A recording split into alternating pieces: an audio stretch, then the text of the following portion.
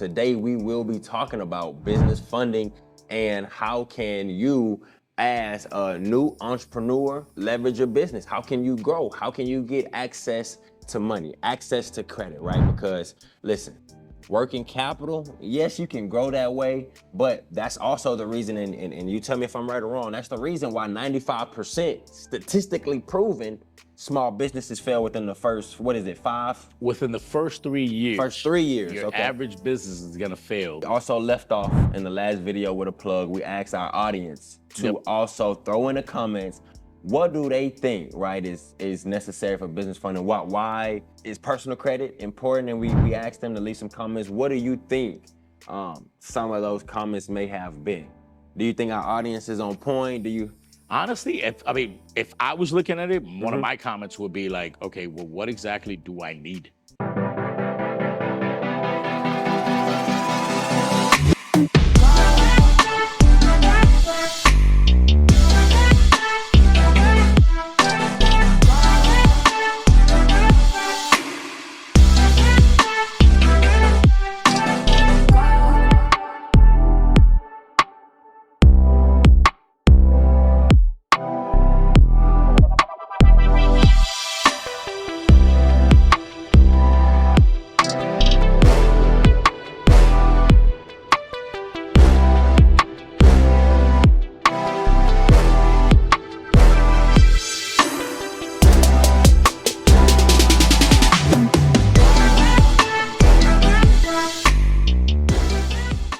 From our last video, you left off telling us a story, right? A story about a young lady looking to get some business funding. Yeah, I got a client, I got a young lady who, she needs business funding. Okay. But she didn't have her LLC established yet. Okay. So she came into us for business funding without an LLC. She wants business funding. So Understood. at this point, we were gonna try to do personal funding.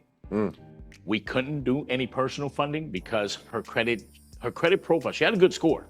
That's the funny thing is, she actually had a good score, Okay. but her credit profile wasn't optimized the right way for her to get there was no assets or anything. All she had was just a great score. That we tried to go personal. Yep. But some things. So tell me why in the business process, why does personal credit, or why does the person, why does anything about them matter in the business process, right? Because I created my LLC to separate my business from my personal. So why does my personal come up when I'm looking for leverage, when I'm looking for funding, when I want to take the next step, man? I mean, think of yourself as if you were the bank.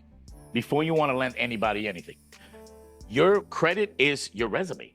So obviously, we're gonna look at a track record. Do you have a track record? Have you ever borrowed anything before? How many times have you borrowed something before? Have you been able to pay it on time? So if you don't have a track record, yet you wanna come into a lender and say, hey, listen, I've done nothing in my life, but I wanna borrow $350,000. Okay, cool, let's see your track record. Okay, so you're saying that they looking at my personal side for that R word, risk.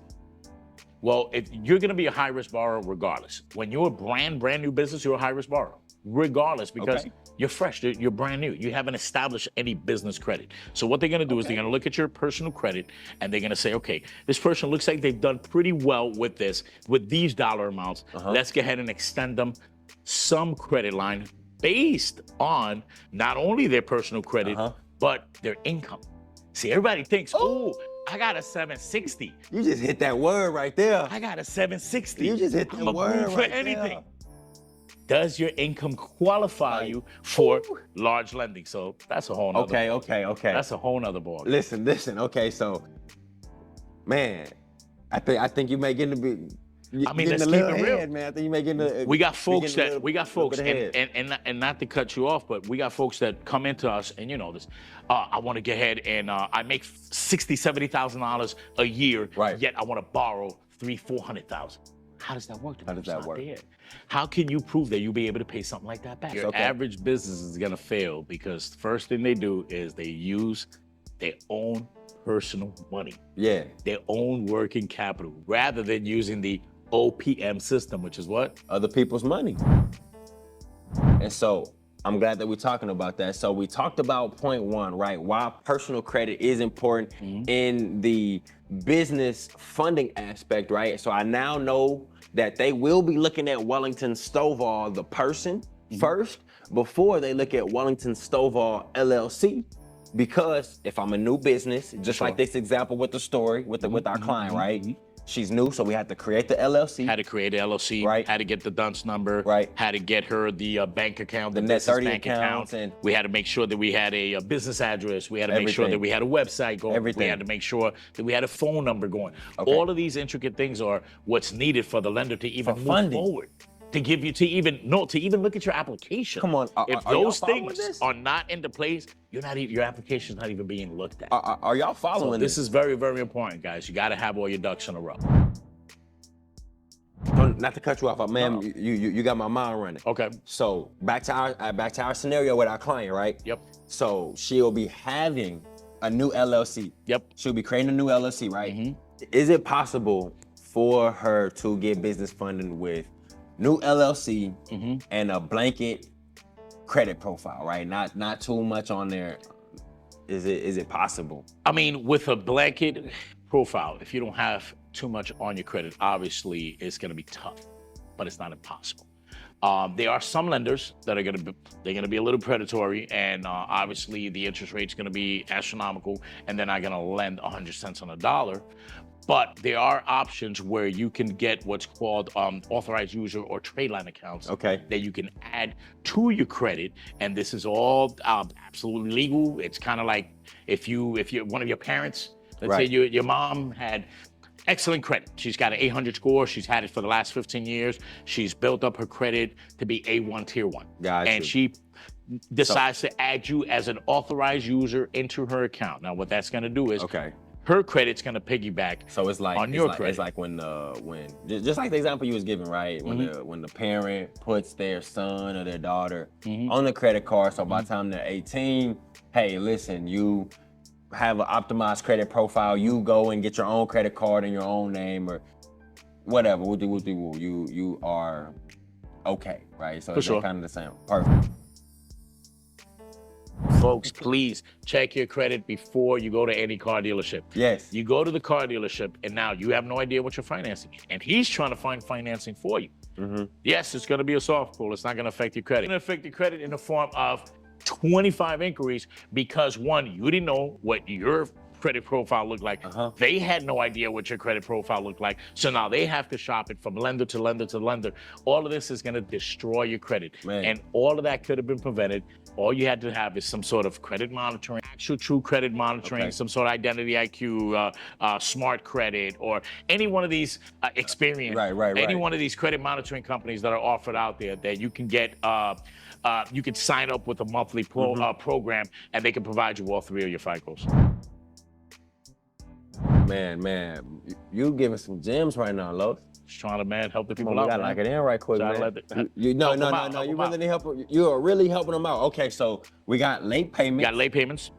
We got inquiries. You got increase now. Give me one more. One that is actually up to at least 35% of your credit profile, and that's going to be your utilization. How you using your card? Talk to me.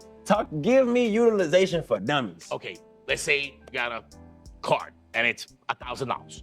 Right? You got a $1,000 card. And you are getting ready to use that card, and you've got multiple items that you're going to spend, and your limit right now that you're going to spend is up to $500. If you spend half of that, that puts you at 50%, basically. Okay, got you. Understood. So what the banks are looking for is for you to be under preferably 35%. They got some secondary lenders that are willing to go up to 45%. But for the most part, they want you to be under 35% of utilization. So on that $1,000 card, that means up to $350. At least $350. At max though, $350. Max. Now, if you got to go up to $500 or $600, use another card. Break it into 2 payments. If you've got $700, let's use $350 out of this one, $350 out of this one. Now you got it. A lot of people don't want to do that because they want to get embarrassed and no, I don't want to feel like I'm broken over here. I'm giving these people 2 cards. No, I want to show that I could pay for it in one card because that means that I got the Master Black card. No. No, And, that's not what that means. all you've done is maximize on your debt to income. Right. And now lenders are looking at you as a high risk. It's a little bit more intricate than just that one account, right? Absolutely. So let's say that one account has $1,000 limit, right? And then the utilization on that one, let's say I use $500 on that, so that's 50%. Yep. But let's say, will the lender be looking at only this one account, or are they gonna look at they're my gonna take it- total credit profile utilization? Absolutely. Your entire, well, they're going to take all of it and come up with a mathematical figure, basically a ratio of what it is that's spending. Your debt to income ratio Gotcha. is what they call it. In short, DTI. Uh-huh. And what the lender wants to look at is all of your spending, everything that's coming out on your monthly payments, and obviously all of your balances. They also take into consideration when it was open, the time frame, how long it's been open. That's a whole other thing. Time frame of, let's say, if it's a brand new account, or if the account's had at least up to 2 years. First, right now I know that my credit profile matters. Okay. So I went to go look. I signed up with the credit monitoring services that you sure. just spoke about. So I signed up with Identity IQ, Experian, Smart Credit, Whomever. whomever, right? Whichever one you prefer. I signed up with them, so now I know my credit profile, right? I had a few late payments, inquiries, maybe a few derogatory defaulted accounts on, in the, accounts in the past, collections, charge-offs, whatever. I went through credit repair, went through credit repair here from Barrios Multi-Services, All-Purpose Financial Solutions, and got my credit repaired. And so now I've added the trade line accounts and everything, and I'm ready for funding. Okay. Kind of, what is What's that? the next step? Yeah, from there yeah, is yeah. basically the question. How did that pipeline look? All right, How's that gonna so look for me? normally what a lender wants to look at is the rule of thumb, at least 90 days. You want to have these accounts on your credit at least 90 days, as long as the bank can see that there is some sort of way of payback. That's going to be a green light for any lender. What's my pipeline? Okay, so I know we have to have these accounts for at least 90 days. Absolutely. I know that I know income is so important, right? So It they're is. gonna look at my bank statements. They're going to look gonna at your bank verify statements. They're going to look at income. your Tell last me- year, in some cases, last 2 years of your either 1099 or W-2, whatever you claimed on your taxes. Right. So if you're self-employed, line 33, Schedule C, they're going to look at on, your man. profit and loss. Right. Keep in mind, guys, please stop doing this. You got folks that make $200,000-$300,000 a year, but on paper it shows that they make $40,000 a year. But then they write off $40,000 a year, yet they want to go ahead and borrow $300,000 from the bank. Come on now.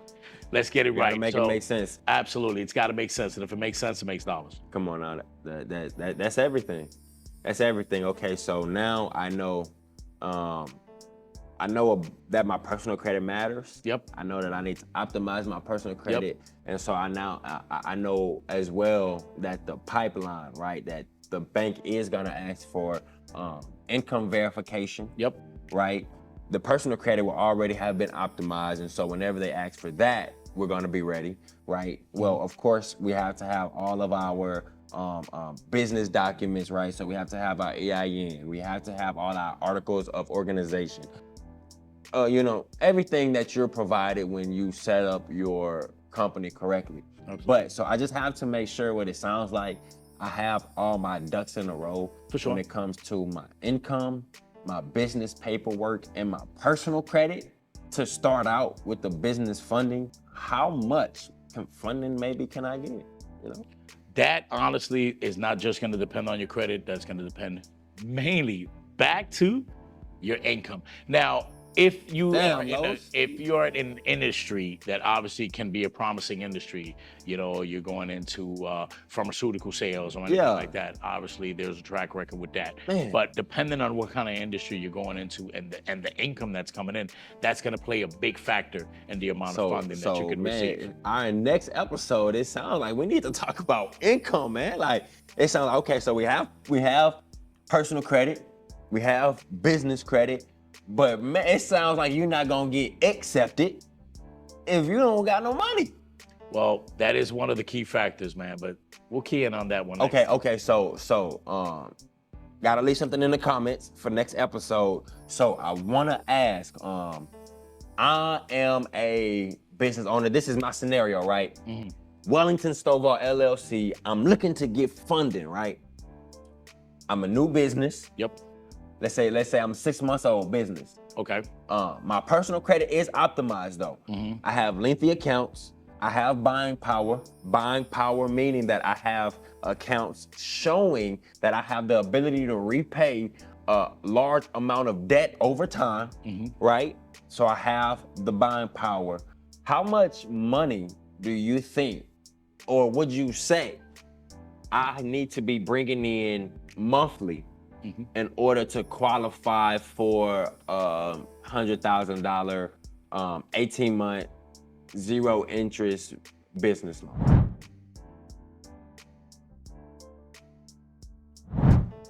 We talk about that on the next episode. Come on, man. Don't I'll leave me give like you the gems. that. I'll give you the gems on the next episode, man. So y'all tune in. Y'all tune in. Y'all tune in on the next episode. Also, we want you to drop your thoughts in the comments. How much do you think that I need to bring in every month in order to get qualified for a $100,000 18-month zero interest business funding loan?